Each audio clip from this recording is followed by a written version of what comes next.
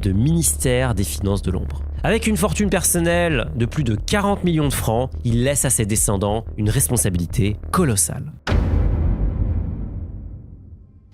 Le décès de James de Rothschild le 15 novembre 1868 marque un tournant décisif. Dernier survivant des 5 frères, son départ marque aussi la fin de l'époque mythique des fameuses 5 flèches. À Paris, Edmond de Rothschild prend la relève. Mais sans l'autorité de James, les divisions deviennent inévitables. Peu à peu, chaque branche commence à privilégier ses propres intérêts plutôt que ceux de la solidarité familiale. En 1863, c'est le choc. La succursale italienne, basée à Naples, fait faillite. Le nouveau gouvernement italien remplace les Bourbons et l'économie locale s'effondre. C'est un coup de massue énorme pour la famille. En effet, c'est la première fois qu'une maison Rothschild fait faillite. Désormais, chaque branche doit se débrouiller seule. Quelques années après, les Rothschild de Londres réussissent un tour de force. En 1875, Lionel Rothschild accorde un prêt au gouvernement britannique afin de lui permettre de racheter les parts égyptiennes du canal de Suez. Cette opération est un très gros coup pour sa banque, mais elle est également perçue comme une trahison par la branche parisienne. En effet, la France avait initié la construction du canal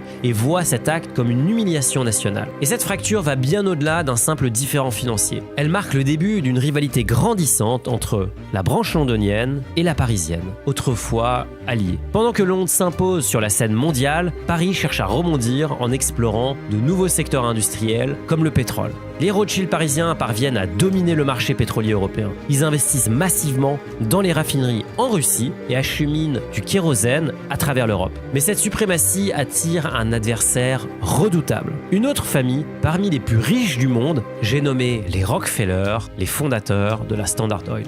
La guerre entre les deux clans est sans merci. Les infrastructures des Rothschild subissent des sabotages et des pressions commerciales. Les Rockefeller imposent des guerres des prix qui rendent le marché intenable. Leur influence est telle qu'ils imposent leurs règles aux compagnies de chemin de fer, allant jusqu'à interdire le transport des produits des Rothschild.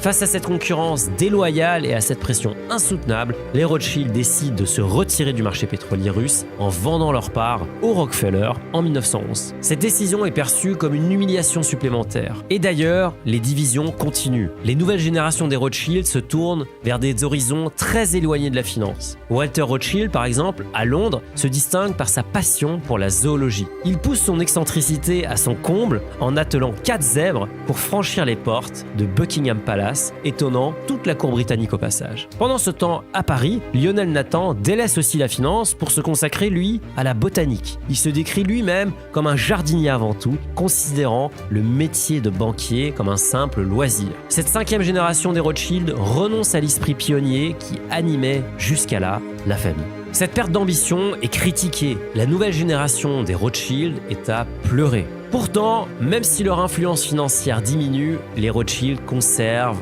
leur prestige. Malgré les crises, la dynastie résiste donc. Les branches londoniennes et parisiennes maintiennent une solidité importante.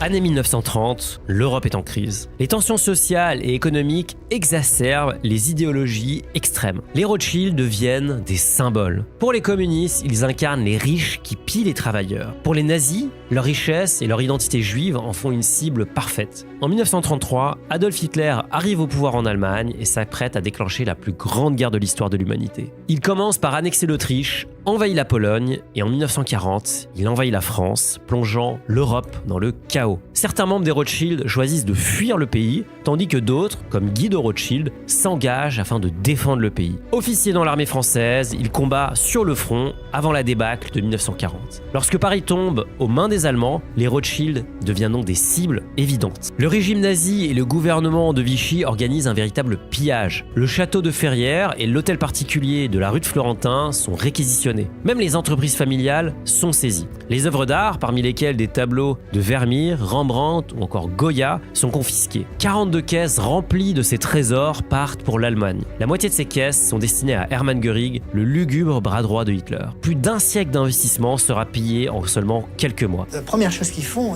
ils ont les adresses. Ils rentrent dans Paris le 14 juin 1940. Ils savent où ils vont.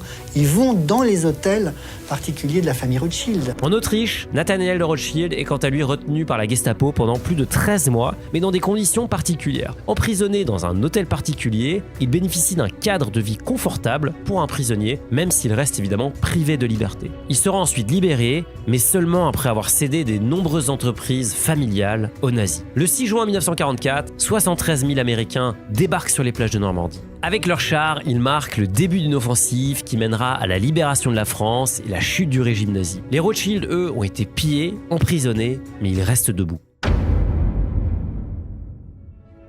En 1945, le descendant de la troisième génération de la branche française, Guy de Rothschild, s'attelle à une tâche colossale. À seulement 36 ans, il entreprend de reconstituer l'empire familial pillé et dispersé pendant la guerre. L'État français, ruiné, ne les indemnisera qu'à hauteur de 10% du montant pillé. La priorité de Guy, c'est de récupérer les actifs qui ont été confisqués, comme par exemple la Compagnie des chemins de fer du Nord, le joyau du patrimoine des Rothschild. Il supervise aussi la restauration des propriétés emblématiques, à l'image du château de Ferrières, qui a été abandonné après l'occupation. En quelques années, les efforts de Guy redonnent à la famille son prestige. Il modernise la banque en sentant, et ce dès les années 50, l'impact qu'auront les nouvelles technologies sur la gestion d'une entreprise. Dans le même temps, Edmond Adolphe de Rothschild crée en 1953 la branche suisse Edmond de Rothschild, basée à Genève. Attiré par la stabilité et surtout la neutralité de la Suisse, il se concentre sur la gestion privée pour une clientèle ultra fortunée qui investit dans des projets prestigieux comme la station de ski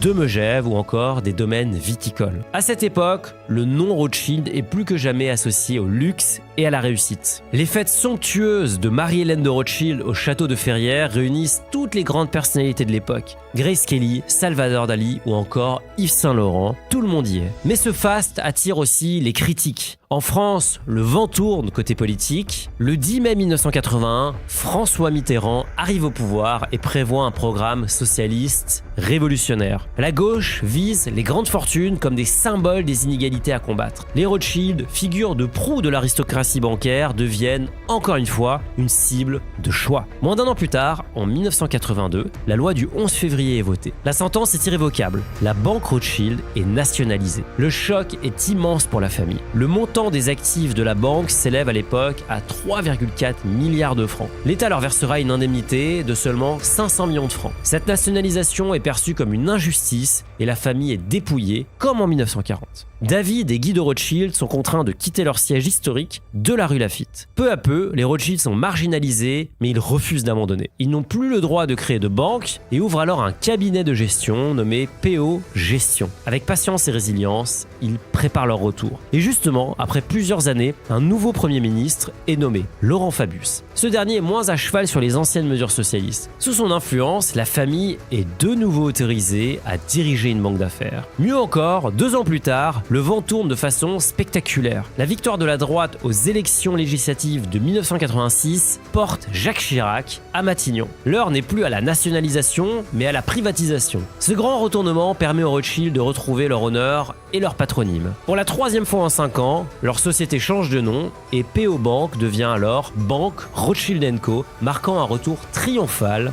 dans la finance.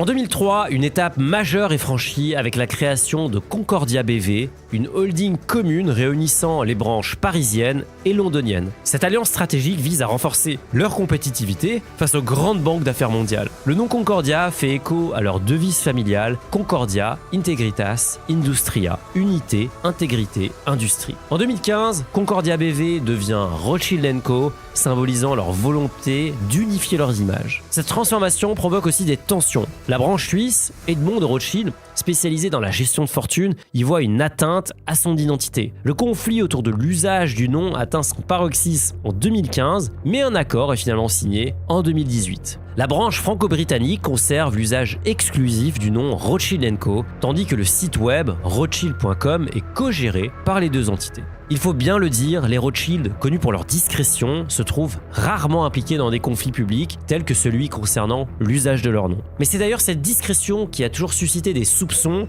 et des théories du complot, notamment en raison de leur lien étroit avec la politique française. La branche parisienne excelle dans l'art d'attirer des talents issus des hautes sphères de l'administration, souvent des énarques. Parmi eux, un certain Emmanuel Macron, alors jeune inspecteur des finances, rejoint Rothschild en 2008. Ce recrutement directement directement en rang d'associé ne s'explique pas par ses compétences financières, qui sont jugées correctes, mais bien par son carnet d'adresses impressionnant. Macron, surnommé le Mozart de la finance, devient millionnaire grâce au célèbre deal Pfizer qu'il aura piloté. Lorsqu'il reviendra en politique, beaucoup y verront un conflit d'intérêts. Cela ne manquera pas de faire un scandale et de renforcer l'image des Rothschild comme l'un des faiseurs de rois de la Ve République. Mais au-delà des polémiques, ce qui frappe, c'est tout ce que contrôle encore aujourd'hui la famille. Côté finance, Rothschild & Co est présent dans 43 pays et emploie plus de 4200 personnes. Son activité se divise en 3 branches. La première, c'est le conseil financier. Ils accompagnent les entreprises, les gouvernements ou encore les familles dans des opérations de fusion-acquisition ou de restructuration. Cette branche opère principalement au Royaume-Uni, en France et même aux États-Unis où ils opèrent sous le nom